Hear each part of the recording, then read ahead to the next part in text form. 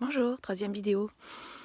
Oui, je suis toujours habillée pareil parce que j'ai fait les 3 premières le même jour. La fille qui s'arrête plus.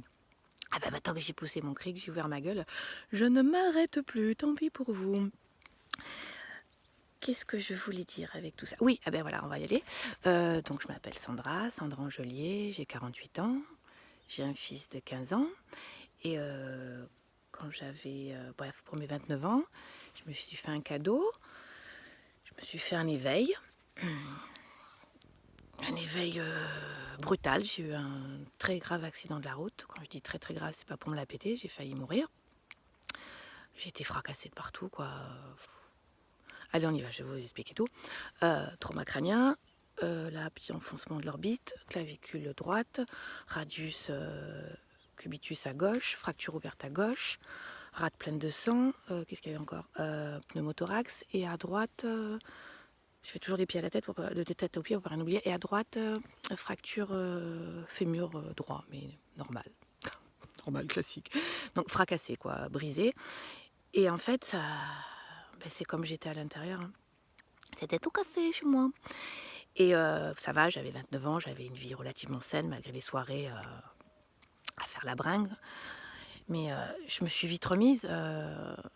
Bah, j'étais en mode robot, hein, puis j'avais jamais rien eu, donc du coup je pensais pas ce qui pourrait bien m'arriver, qu'on pouvait me couper la jambe, avoir une infection. J'ai eu une infection, mais ça va, c'était pas dramatique. Euh, C'était que des bons moments, parce que j'avais plein d'amour autour de moi. Je connais énormément de gens, plein de gens différents. J'avais plein d'amour autour de moi, et j'étais dans une espèce de grâce. J'étais bien, quoi. J'étais bien.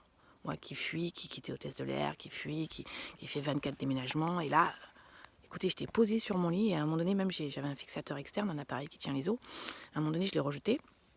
Bob, je l'avais appelé, j'ai rejeté Bob.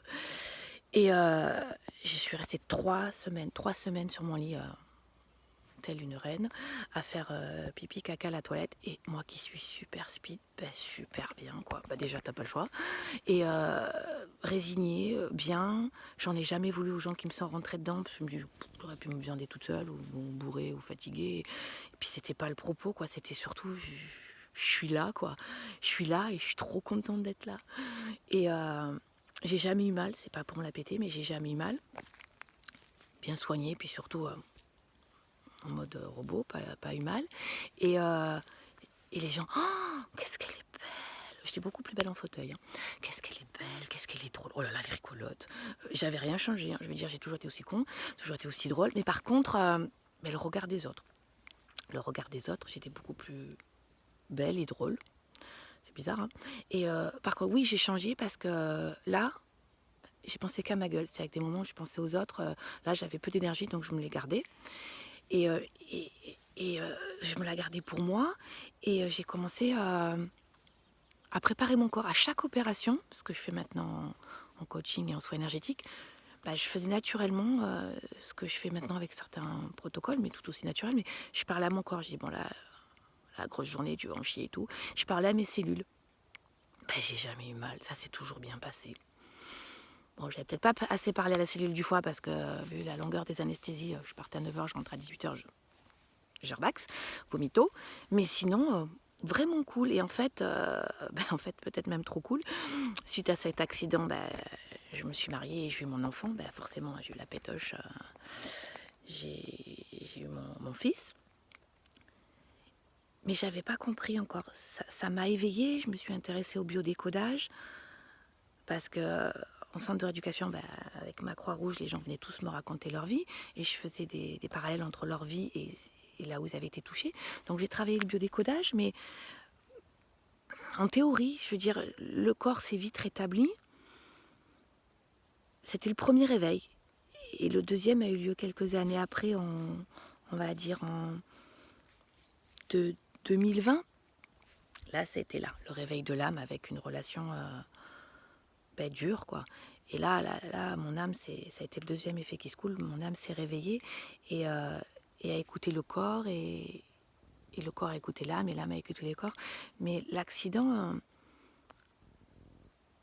grâce à ça, j'ai plus fui. Grâce à ça, j'ai construit. Grâce à ça, j'ai mis au monde, j'ai fait la vie, j'ai créé la vie. Grâce à cette vie, ça m'a reprolongé dans ma problématique familiale. Donc vraiment, cet accident, il m'a vraiment éveillée, vraiment. Et j'ai des cicatrices, mais quand je suis normale, personne ne voit la différence. Quand je suis en short ou en maillot de bain, ça ne me dérange pas. Au contraire, il y a plus de kilos, il y a plus de cicatrices, mais je suis tellement contente, je suis tellement fière de mon corps qu'il ait tenu le coup, quoi. Avant, je ne le calculais pas, en fait. Je calculais pas, et là, maintenant, je le respecte. Je fais attention quand même à ce que je mange. Bon, pas toujours, mais à ce que je mange, à ce que je bois, à l'hydrater, surtout à le faire se reposer. Et, et pour le petit plus, l'accident, je l'ai eu le jour de l'anniversaire de ma sœur, à l'heure où elle est née. C'est-à-dire que j'ai eu mon accident un 19 septembre à 15h55, et j'ai une sœur qui est née un 19 septembre à 15h55, 9 ans avant. 9 ans. 9. Ce chiffre 9, je l'ai beaucoup retrouvé pendant toute ma scolarité, pendant tout mon accident, parce que ma chambre, c'était des 9, mon fauteuil roulant, c'était 99,54, et 9, en fait, c'est la fin de quelque chose, le changement, le début d'autre chose. Je ne savais pas tout ça. Et bref, j'ai eu l'accident le jour de la naissance de ma sœur, quoi, de sa date d'anniversaire.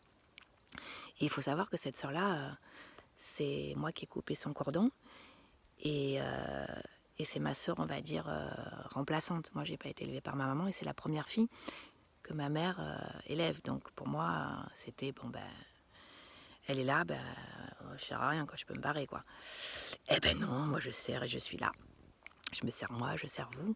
Et ouais, c'est passé plein de choses autour de cet accident. Je vous en reparlerai. Ce qui est bien, c'est que je peux comprendre justement les gens qui ont failli mourir, les avocats, les expertises, le déni, puis le fait de mentir pour les assurances, le fait d'être seul, et surtout le fait après de plus vouloir certaines choses, et puis de vouloir d'autres, de vouloir que du bon pour le corps, et puis d'être dans une quête de sens pour la vie, parce que quand on a failli mourir, après on va à l'essentiel. On va à l'essentiel. Voilà, c'était un premier jet un peu brouillon, mais merci pour votre compréhension. Bonne journée.